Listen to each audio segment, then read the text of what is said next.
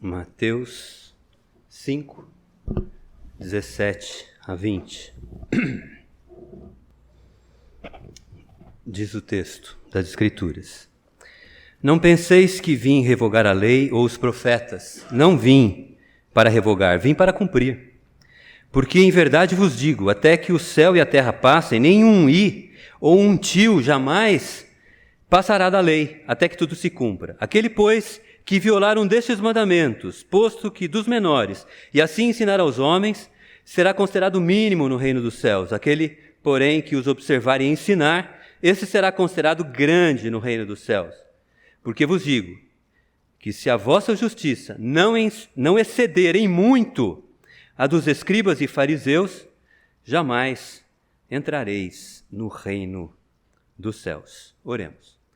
Senhor, te agradecemos por estarmos na tua casa, tu já tens falado conosco, agora continues a ser misericordioso, falando à nossa mente, ao nosso coração, através da tua palavra, e que por meio da ação do teu Espírito em nós, não somente compreendamos essas verdades, mas as coloquemos em prática no nosso dia a dia, porque é em nome de Cristo que oramos. Amém. Nossa meditação, então, será em Mateus, capítulo 5, 17 a 20. Eu quero começar falando do contexto imediatamente anterior à nossa passagem, em que Jesus Cristo, ele fala algumas coisas importantes. Por exemplo, no capítulo 5, verso 14, ele nos diz que somos a luz do mundo. Vós sois a luz do mundo. E no verso 16, ele complementa dizendo assim: já que vocês são luz, a luz precisa o quê? Brilhar. Precisa iluminar. Fôssemos fogo, teríamos que queimar. Fôssemos água, molharíamos. Mas a metáfora, a figura usada aqui é de luz. Somos luz. Se somos luz, essa luz precisa brilhar. Por isso Jesus diz, verso 16, assim brilhe também a vossa luz diante dos homens. Então a luz é para brilhar. E os homens precisam perceber essa luz. E percebendo a luz, eles devem focar o quê? O texto diz, para que vejam as vossas boas obras. A luz precisa brilhar para que as pessoas vejam as nossas boas obras. E pasmem, não glorifiquem a nós por isso. Mas o texto diz, glorifiquem a vosso Pai que está nos céus. Então, Jesus, na introdução do texto, que nós vamos meditar um pouquinho mais detalhadamente, ele faz essa relação entre sermos luz e praticarmos boas obras, entre a luz e a prática de obras. Eu separei algumas declarações aqui que nos ajudarão na compreensão da prática das obras. Por exemplo, o reformador Martinho Lutero, ele disse assim: Deus não necessita das nossas obras. Nosso próximo é que necessita delas. Deus não precisa que pratiquemos boas obras. Quem precisa das nossas boas obras é o nosso próximo. Isso Lutero escreveu no seu livro sobre a vocação, no verso 10, página 10, perdão. O reformador João Calvino disse assim: como as nossas boas obras não conseguem alcançar a Deus, as nossas obras não são para Deus. Como elas não conseguem alcançar a Deus, Ele, o Senhor, nos dá pessoas a quem podemos realizar boas obras. Quem ama a Deus pode demonstrar amando o próximo. Isso Calvino escreveu no seu livro Teologia dos Salmos, na página 235. E um teólogo contemporâneo chamado Michael Horton, ele diz assim, ainda sobre essa questão das obras, preste atenção: não oferecemos nossas boas obras a Deus para obtermos salvação. Não. As obras não são para obtermos salvação, para obtermos comunhão com Deus, relacionamento com Ele. Nós as estendemos ao nosso próximo, para o seu bem, para o bem do próximo. E com isso, todos se beneficiam. O nosso próximo, que recebe as dádivas de Deus por nosso intermédio. Nós, pela alegria de que o dar traz. E Deus, que não precisa das nossas obras, pela glória que recebe. Então veja como a Bíblia, como Jesus Cristo e como esses escritores, esses autores interpretam a questão das boas obras. Eles destacam a importância das boas obras, mas eles afirmam, Jesus Cristo e esses escritores, que as boas obras são para beneficiar as pessoas. Nós não fazemos as boas obras para Deus. São para beneficiar as pessoas. As boas obras são praticadas não para obter a salvação, mas por quem já possui a salvação. Para quem já possui relacionamento com Deus, comunhão com Deus.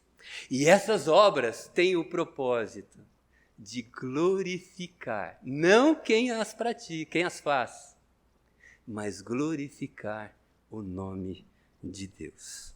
Então veja, para que sejamos luz do mundo, nós precisamos praticar obras e essas obras brilharem, os homens verem as obras e glorificarem o nosso Pai. E eu quero estabelecer essas ideias, conexão com o texto que vem a seguir, porque Jesus Cristo, ele faz duas afirmações que são muito importantes. E essas duas afirmações que Jesus Cristo faz, trazem conceitos que nós precisamos aprender e viver para praticar as boas obras, a fim de que os homens glorifiquem o nosso Pai, ao verem-nas em nós. Então, esses dois conceitos que aparecem no texto aqui de Mateus 5, 17 a 20 são os seguintes, ou duas afirmações de Cristo. Jesus diz, eu não vim revogar a lei, eu não vim anulá-la. A lei lá do Antigo Testamento, eu não vim revogar a lei ou os profetas. Eu vim para cumprir. Não vim para revogar a lei e os profetas, vim para cumprir. Essa é a primeira grande afirmação de Jesus Cristo. E a segunda afirmação de Jesus Cristo, nós vamos ver que esta primeira eu quero desdobrá-la em duas, aqui na sequência da nossa meditação. Mas a última declaração de Jesus, que é consequência da primeira, ele diz assim, bom, eu vim cumprir a lei, vim cumprir os profetas. Então, consequentemente, que a vossa justiça seja uma justiça superior, que a vossa justiça exceda em muito a justiça dos escribas e fariseus. Duas declarações de Jesus Cristo, muito importantes, que nós precisamos entender, aprender e vivê-las, para sermos luz. Vim para cumprir a lei e os profetas, e é fundamental, é necessário que a vossa justiça exceda em muito a justiça dos escribas e fariseus. Então vamos meditar nessas duas asseverações de Jesus Cristo e ver o que elas têm a ver com a primeira parte do texto em que ele diz que nós precisamos ser luz no mundo. Ao cumprir a lei e os profetas, Jesus Cristo nos ensina que há uma íntima relação entre o Antigo Testamento e o Novo Testamento. A lei está no Antigo Testamento, os profetas estão no Antigo Testamento. Quando Jesus diz que ele veio para cumprir a lei e os profetas, ele nos mostra que a religião do Primeiro e Segundo Testamentos formam um todo harmônico. Nós não podemos desconectar as duas coisas. Jesus veio para cumprir o que foi dito pelos profetas. A Bíblia fala de um grande profeta chamado Moisés.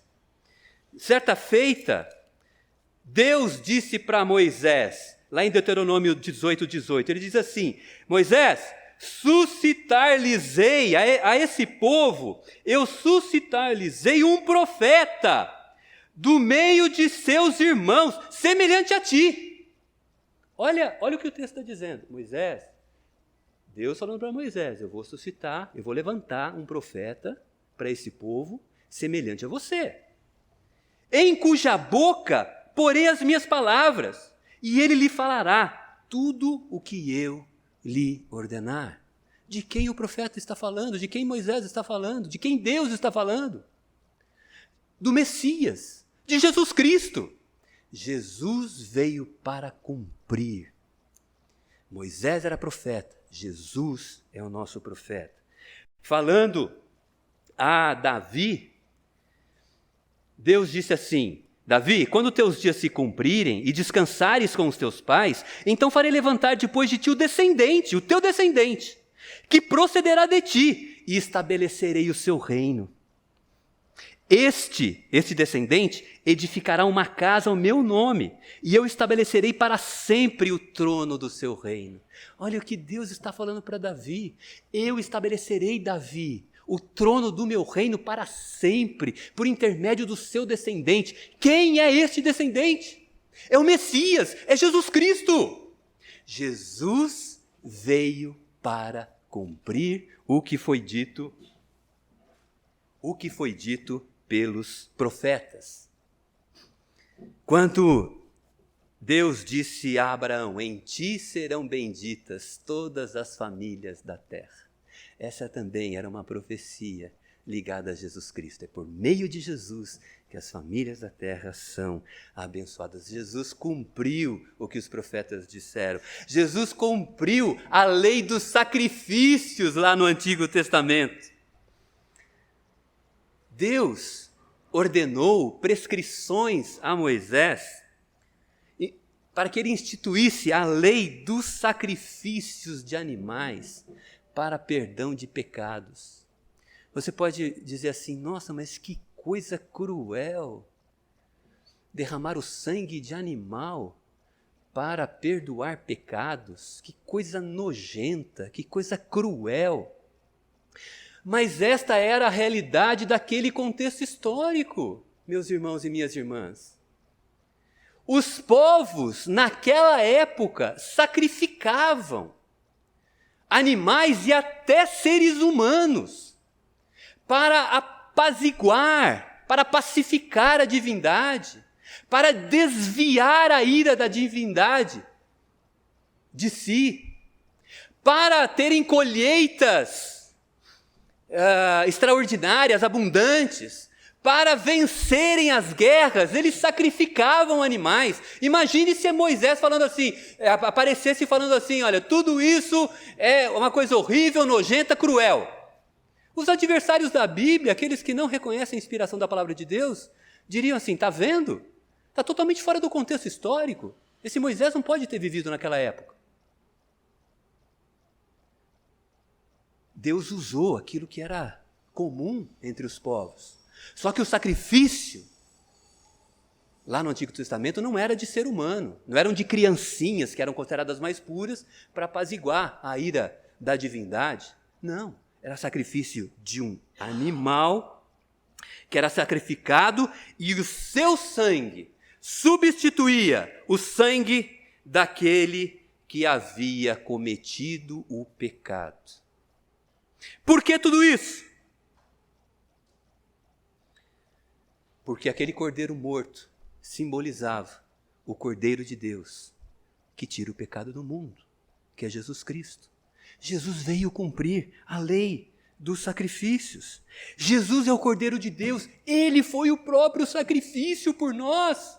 Aqueles cordeiros simbolizavam o Cordeiro de Deus que tira o nosso pecado. Por isso, Paulo, meditando sobre essas questões tão importantes, ele exclama lá no capítulo 8, dizendo: já nenhuma condenação há para aqueles que estão em Cristo Jesus.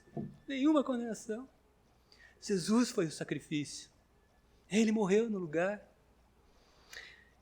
Porquanto que for impossível a lei no que estava enferma pela carne, isto fez Deus, enviando seu Filho em semelhança de carne pecaminosa, como oferta pelo pecado. Jesus cumpriu a lei dos sacrifícios. Ele é o sacrifício, ele é o Cordeiro que tira o pecado do mundo. Jesus cumpriu a lei moral. Veja que Jesus foi cumprindo os profetas, cumprindo a lei, estabelecendo essa conexão entre o Antigo e o Novo Testamento. Jesus cumpriu a lei moral. A lei moral são os 10 mandamentos.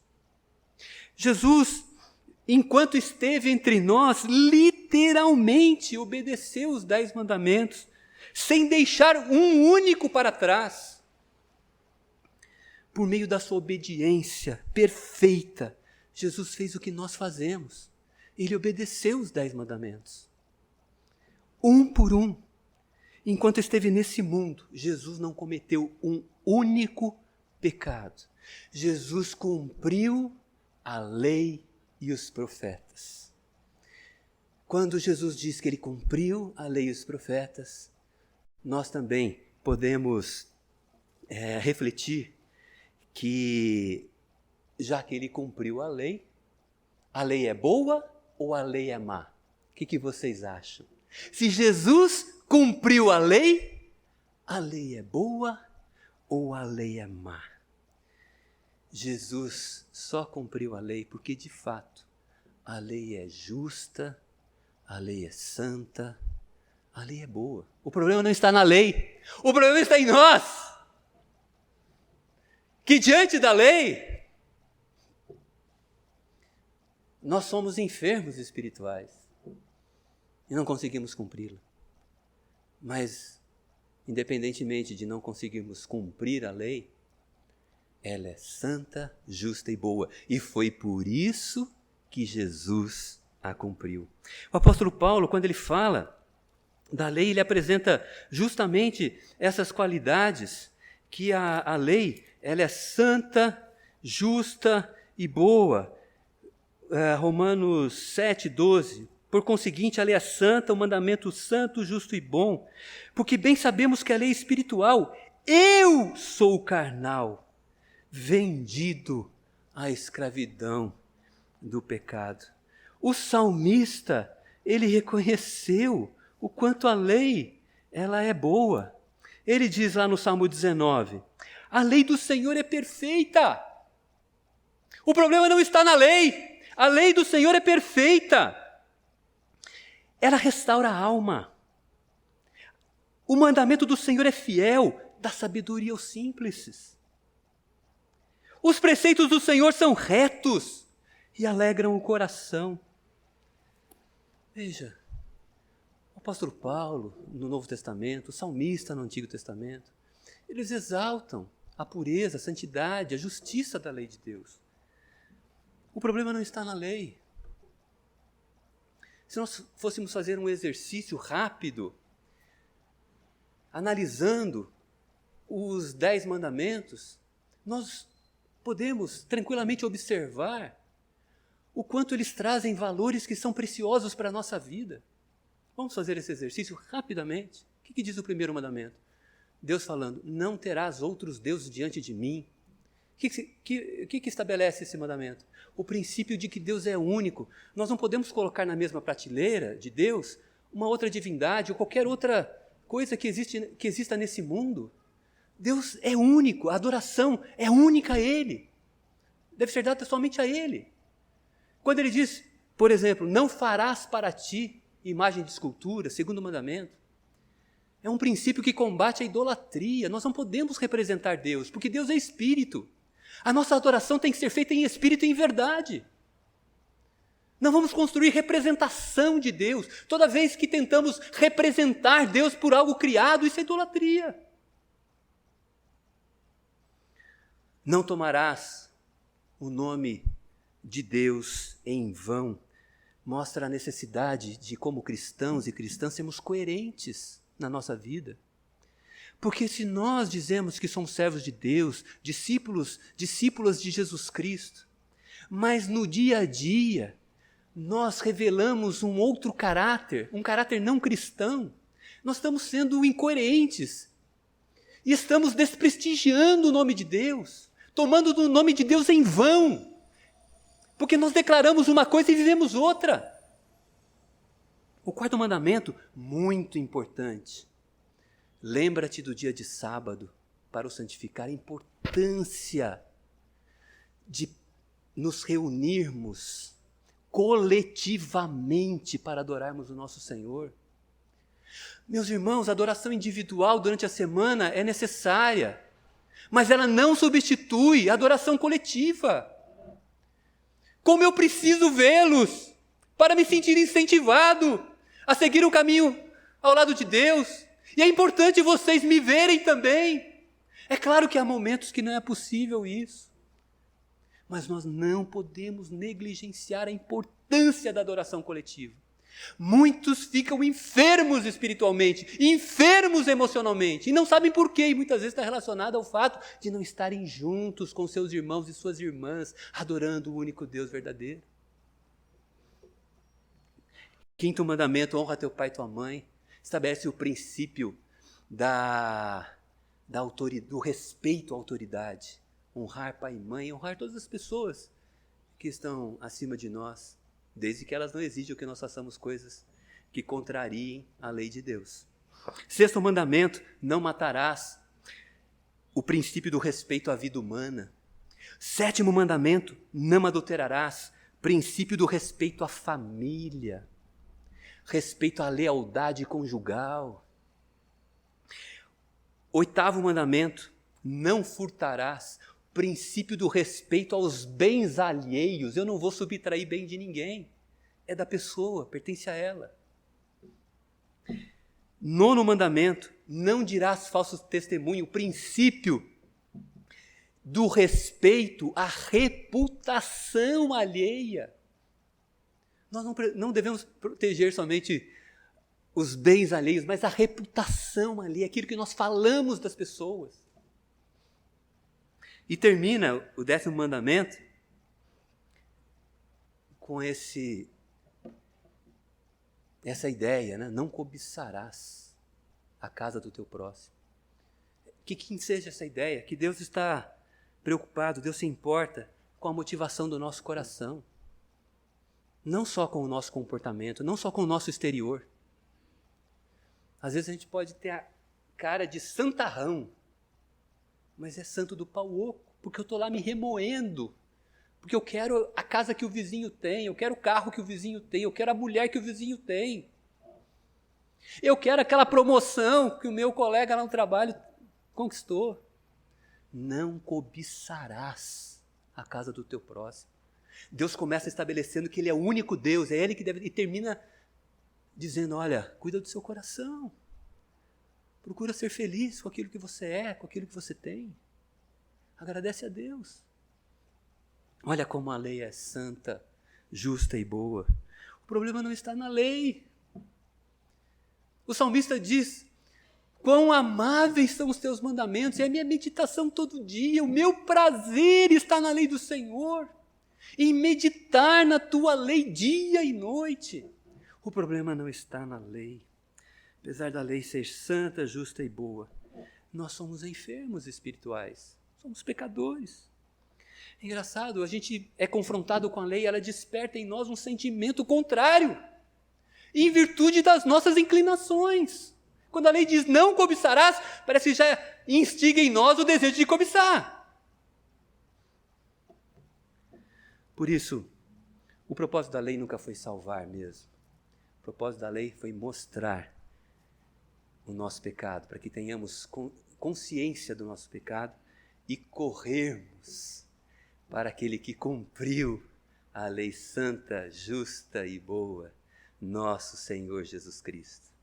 Porque o fim da lei é Cristo, a finalidade da lei é Cristo, para a justiça de todo que crê. Não é a nossa justiça em obedecer à lei, é a justiça de Cristo imputada a nós, transferida a nós quando nós cremos nele. Por isso, diante dessas verdades tão impressionantes, quando Jesus cumpre a lei, quando ele cumpre os profetas, ele estabelece uma justiça superior. E é por isso que ele diz que a justiça dos seus seguidores tem que exceder a justiça dos religiosos da sua época, como ele fala lá no verso 20. Porque vos digo que se a vossa justiça não exceder em muito a dos escribas e fariseus, jamais entrareis no reino dos céus. Ele estabeleceu um novo patamar de justiça. Mas que patamar de justiça é esse? Para a gente entender qual é esse patamar de justiça, vamos lembrar da justiça dos escribas e dos fariseus. O que eles faziam? Os escribas e fariseus, eles criticavam Jesus porque Jesus, ele se sentava à mesa e comia com publicanos e pecadores. Para os escribas e fariseus, publicanos e pecadores eram classes sociais inferiores. Eles eram preconceituosos. Criticavam Jesus porque Jesus se sentava com pessoas que eram marginalizadas. Eles conspiravam para matar Jesus Cristo, para tirar a sua vida, porque Jesus curava no dia de sábado. A lei dizia que não era para que fosse feita nenhuma atividade no dia de sábado. E eles diziam, olha, não cura em sábado, no sábado. Mas eles retiravam do buraco o animal deles que caía no sábado. Mas quando Jesus curava as pessoas no sábado, eles conspiravam para tirar a sua vida. Criticavam Jesus, dizendo que ele não ensinava os seus discípulos a lavarem as mãos antes de comer. E o que Jesus Cristo diz a eles? Olha, meus caros, o mal não é o que entra pela... Claro que é um bom hábito, um bom costume lavar as mãos antes de comer. Mas Jesus diz, olha, vocês estão longe de uma realidade espiritual sadia, porque o mal não é o que entra pela boca, mas o que sai da boca. Porque o que sai da boca procede do coração. É do coração que saem as injustiças, os maus desígnios, os homicídios, os adultérios. Não é o que entra pela boca que contamina o homem, mas é o que sai da boca que o contamina, porque procede do coração. Eles estavam tão ocupados, os escribas, essa era a justiça deles, né? Eles estavam tão ocupados com regrinhas que, no momento de cuidarem dos seus pais, de sustentarem os seus pais idosos, o texto lá de Mateus 15 diz que eles ofereciam os pais como oferta a Deus. E dessa maneira eles se livravam da responsabilidade de cuidarem e sustentarem os seus pais. Entregava tudo lá para o templo, olha, cuida dos nossos pais, meus pais têm os bens dele aí, olha, resolvam. Nós vamos viver a nossa vida. Mas estavam preocupados em lavar as mãos antes de comer. O pior é que eles se consideravam cumpridores da lei. A nossa justiça precisa exceder a justiça dos escribas e dos fariseus. Antes de mais nada, nós precisamos reconhecer que somos incapazes de cumprir a lei que é santa, justa e boa. Confessar diante de Deus os nossos pecados. Nos arrepender. E o arrependimento é uma mudança de dentro para fora. Confiar unicamente na graça de Deus. Confiar na justiça da graça de Deus, que é a justiça de Cristo, que é imputada a nós. Mas qual foi a grande mudança introduzida por Jesus? É que enquanto os escribas e fariseus estavam ali, preocupados com a lei, se relacionando com a lei, Jesus, ele priorizava o relacionamento com as pessoas. Ele se importava com as pessoas. aquilo que elas estavam sentindo, aquilo que elas estavam enfrentando, passando, as suas dores, os seus sofrimentos. Jesus olhava para as pessoas. Os escribas e fariseus olhavam para aquilo que era formal, para regras, querendo ser cumpridores, perfeccionistas. Jesus olhava para as pessoas. A nossa justiça é a justiça de Cristo. Precisamos imitar Jesus e olhar as pessoas como Ele as olhou, como Ele olhou para nós, com misericórdia, com graça. Se queremos que as nossas obras brilhem, se queremos que os homens vejam as nossas obras, se queremos que a nossa luz brilhe, e os homens glorifiquem não a nós, mas a Deus que está nos céus, precisamos olhar para as pessoas.